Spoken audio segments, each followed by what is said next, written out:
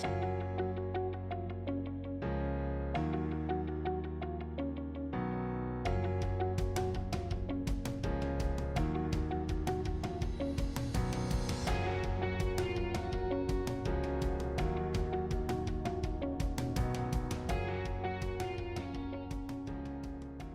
team at Midday Squares has developed the first functional chocolate bar, solving health-conscious chocolate lovers' dilemma. We have Jake with us, who's the co-founder at Midday Squares. Thanks for joining us today, Jake. What's up, guys? Super excited about this. Honestly, like I love doing this kind of stuff. I think it's super informative. It's also just cool to like get out there and speak about, different things, not just the Right. standard stuff. Oh, like product benefits. I'm talking about the juice, the real storytelling, the real aspects of a cool business, so I'm pumped Awesome. up. Thanks for having me. Awesome. Everything a chocolate bar isn't, and everything a protein bar wishes it was. I mean, that's a kick-ass line, and that packs so much information within it. So, just to begin things, could you unfold that for us and tell us what exactly are you building at Midday Squares? Yeah, so we did create the first functional chocolate bar, we call it that because we Okay. basically took a real chocolate bar and we took a protein bar. We made love with the two. They had a baby, but we got rid of all the artificial junk, the preservatives, Hmm. the additives, all the stuff, the chalky taste, all the stuff that protein bars had a downfall with, we got rid of, and all the ingredients that were added to a chocolate bar, we got rid of, and we made it all plant-based. So the whole idea was people wanted chocolate, but they wanted a little more than chocolate, something added value. So we created the function of adding high protein, well, high-ish protein, fibers, superfoods, so things that could do like brain fuel, gut health, and that was the idea was people get cravings midday, like 2 o'clock for chocolate. And Right. a lot of the time, these chocolate snacks didn't fill them up. So they would be hungry 30 minutes later. Our Yeah. goal was to say, okay, listen, we're making this chocolate bar so that people can get from their 2 o'clock craving, satisfy it, but then also get to their next meal in terms of being full and satiated. Awesome. Great. And you run this with your sister and your brother-in-law Leslie and Nick. How did you guys come together on a professional level to start this? Yeah. Whose idea was it, and how did things get started here? Long story short, my sister, who Leslie, and her husband Nick, Leslie was creating Nick a chocolate snack that could satisfy his daily chocolate craving because he was eating all kinds of, not healthy chocolate bars and it was bad Right. for his health. And he was addicted to chocolate. So she created him this snack. She always Hmm. loved different ingredients from around the world, like these superfoods, all this stuff. And she basically created the snack for him to satisfy the chocolate craving daily. And it was for fun. It Okay. wasn't for like work or anything. He would bring it to his old business and have it every day and enjoy it. His coworkers would enjoy it. And long story short, they just did it for fun. She was making this what I guess is the Midday Square today, Right. years ago. And then when Nick sold his company, Nick was in the shower and one day he was just like, "Yo, we need to take that chocolate snack you were making for us and turn it into a commercial product." She thought he Right. was completely whack. Yeah. And what they did was Nick received this document, these reports basically from a well-known company that his cousin Uh-huh. works at, and it showed that real chocolate, so anything above 55% cocoa mass, and Hmm. not using palm kernel oil, was growing at like 42 or 44% year over year, and that vegan plant-based Okay. proteins were Yeah. growing at 36% year over year. So then he said, "Well, oh my God, Leslie's making me the baby of those two things, this functional Uh-huh. chocolate bar."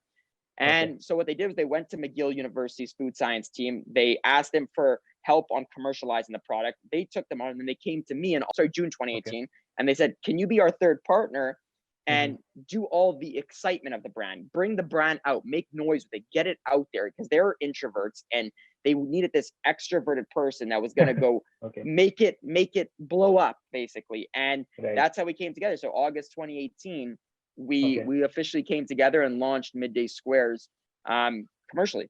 And I can see you are doing justice to the job that you have been assigned. So Thank you, great. thank you, thank you. Yeah, that's an awesome story. And moving to the business side of the thing. So you have taken, as a company, you have taken a decision to keep your manufacturing in Canada and not outsource it to other countries. Let's just say Mexico.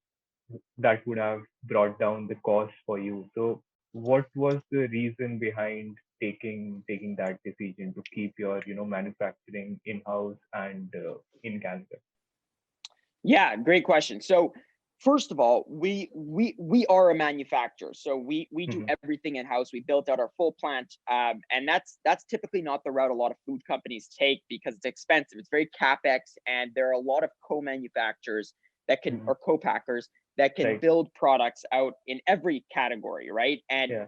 we went to 26 co-packers from different countries, Europe, Canada, United States, Okay. to see if they could manufacture our product. They were actually unable to do it. And I'm talking about the ones that do all the bars out there. They said to us, we can't do what you exactly want. It just won't work with our machinery. We use cocoa butter, we don't use palm kernel oil. All these different things was happening. Hmm. And they're like, either you change the product to fit our molds and our formats, or Hmm. you guys create your own manufacturing, which is almost impossible to do because you're asking for something impossible, and Right. it's going to cost you a lot of money and a lot of risk. So what we did Hmm. was we're good entrepreneurs, and we decided to make an unaverage decision, which always leads to an unaverage outcome. And Right. we decided to build our own manufacturing plant. And Okay. everyone told us no, but we went against the herd and against the odds, and it worked. But at the end of the day, we could have probably built a manufacturing plant in Mexico or somewhere across the Hmm. world and reduced the Hmm. cost price. But the thing Right. is our product's full of integrity. It's a big experience. It's a more expensive product. It's a $3.99 chocolate bar, which I like to say is almost the Ferrari of chocolate bars in our Okay. space. So Hmm. we didn't want to abuse that, and actually, people do like locally made products in Canada, and even in the US, the laws are very strict from Health Canada, so the ingredient Hmm. integrity and stuff like that. And the Quebec government here in Canada has actually helped us out a lot building out the manufacturing plant. Investissement Quebec is has lent us money to actually buy the machinery and help us grow. So there's always pros and there's always cons about doing it in Right. certain areas, but we're proud to be here in Canada, made locally. Right. And the government's been a lot of help here with creating manufacturing, because manufacturing jobs are important, Right. and we employ 34 amazing people here in Canada. It's good to know that you've got that kind of support from the government. Amazing thing out there. And has this been one of your biggest challenge? So I'm asking you more from the perspective of, there are a lot of entrepreneurs that are getting into the food business these days. So as someone who has spent, around 2.5 years in the food business, what would your advice be to these entrepreneurs? So two things. First of all, the hardest part of this business has been building out that manufacturing. That asset Okay. of ours was the hardest thing, because when you're building machines, there's no guarantee. You don't just get to go test drive like a car. If you want to go test drive a car and go buy it, they'll let you Hmm. go try it and feel it out, see if it fits. In machine building, when you're building custom machines at millions of dollars in price, there's Right. no test driving. There's no such thing as that. They have to Yeah. build it from scratch. So you take a huge risk, and it's all Hmm. on theoreticals. So that was the scariest thing of the business, and Okay. investing, $3 million into building the manufacturing plant. Yeah. That was a full risk. It was on theory. It was, I think, a 90% chance of it actually working. But again, Hmm. being an entrepreneur, you got to make unaverage decisions. And this is my advice to every entrepreneur out there. You got to make Hmm. unaverage decisions if you expect an unaverage outcome. If you make average decisions, you'll get average outcomes, so mediocre outcomes. So what we Hmm. did was we took that unaverage decision, we built out a Hmm. manufacturing plant, we went against the herd, and the payoffs were incredible. It's like you're either going to hit a home run or you're going to fail fast. And it's Right. better to have that than Hmm. to have a slow death or a mediocre life or a mediocre business. And for us, Hmm. that's my best advice to every entrepreneur out there. Go out there and make on average calculated decisions, Hmm. and you'll see what happens. I guarantee you it's going to be an on average outcome, either good or Okay. bad, but not the middle. I think it has started paying back for you guys. I guess you're expanding to the US, or you're already selling there right now. So So yeah, so we're officially launching the ground game in the US. So like okay. retail, and a lot more focus and financial resources spent in building out that foundation and distribution facilities, etc.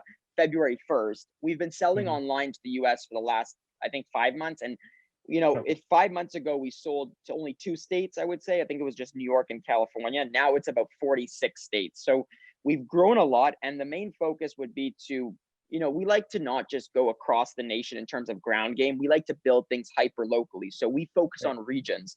We take it kind of like a campaign or like an election. So focus on, Mm-hmm. let's say it's Austin. We're going to focus just on Austin to build it out, to make it look like this city is fully supported by Midday Square. It's like Midday Square's backyard. Then we move Right. on to the next city, and then the next city. So we spend a lot of time building Okay. out a city and becoming well known, so that people there can use their domino effect of spreading the love across the nation, but Right. focusing our Okay. resources, our time, our performance marketing, our sales team on Mm-hmm. Austin as a sole region. Setting the playbook and then replicating it across Yeah, different rinse regions. and repeat, rinse and Yeah. repeat. Okay. Uh, Thanks for sharing all those insights, Jake. I can imagine, this has been a great journey so far. And lastly, I would just want to understand what lies ahead for you guys, in terms of your products, your market, or improving your manufacturing facility. So, what can we expect in the next 6 to 8 months? Yeah, 6 to 8 months. I'd like to go into 6 to 8 months, and I'd like to give you like a 2 to 3 year goal. Sure. So for the Yeah. next 6 to 8 months, Midday Squares is going to focus a lot of attention on building the United States out, the foundational Mm-hmm. work and the growth in Austin. So we're going to focus on Mm-hmm. really building out Austin and making it, a top city of ours in terms of revenue and awareness and distribution. So Mm-hmm. that's the first the 6 to 8 months. Obviously, getting the full machines to be running at full speed in terms of manufacturing, and basically we like to call it owning the line.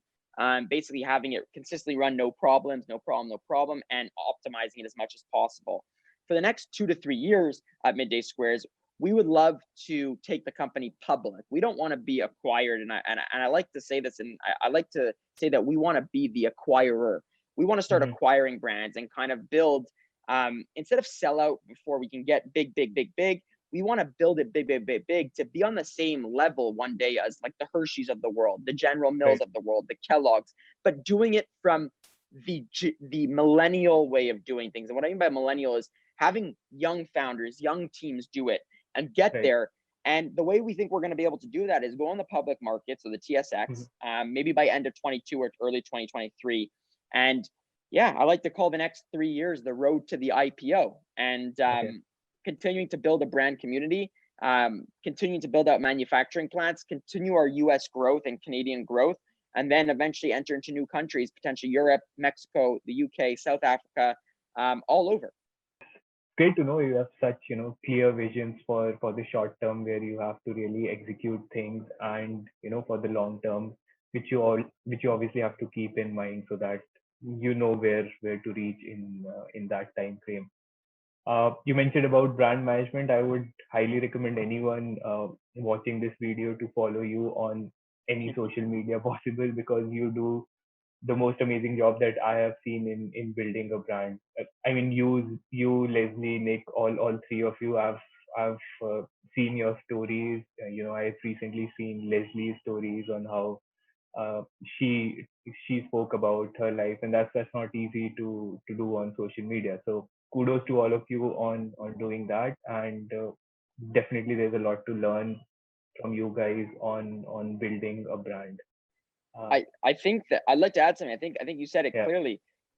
Companies out there, entrepreneurs out there, people starting brands or already have brands, you got to storytell. You're always on stage, and you got to learn your flow of storytelling. Really get to the Sure. point of authentic, transparent storytelling. Once you Hmm. optimize that and just Yeah. sharing the truth and sharing what people will resonate, sorry, what Hmm. you sharing the stories that will resonate with people, you're going to Right. see crazy success and brand equity that comes from your brand evangelist. You're going to Hmm. build a community around your brand, not just about the product itself, not about the Hmm. chocolate bar, but about the community, the culture of the people. And Hmm. that's what humans want in 2020. They don't Right. want just commodity, commodity, commodity, price, price, price. They want to be able to connect Hmm. emotionally with a Hmm. brand. They want to be able to connect, humanize as much as possible with a brand. Right. And I think Yeah. hiding behind the products is not the answer. I think you need to go out there, put yourself out there, share what's going on, be transparent, and consistently storytell, storytell, storytell. Yeah. Well, thanks a lot again for sharing all those insights, spending time with us, and I wish you all the best for the coming months and the next 2 to 3 years. Thank you so much for having me, man. I appreciate it. It was a great time. Uh, yeah, keep being awesome, brother.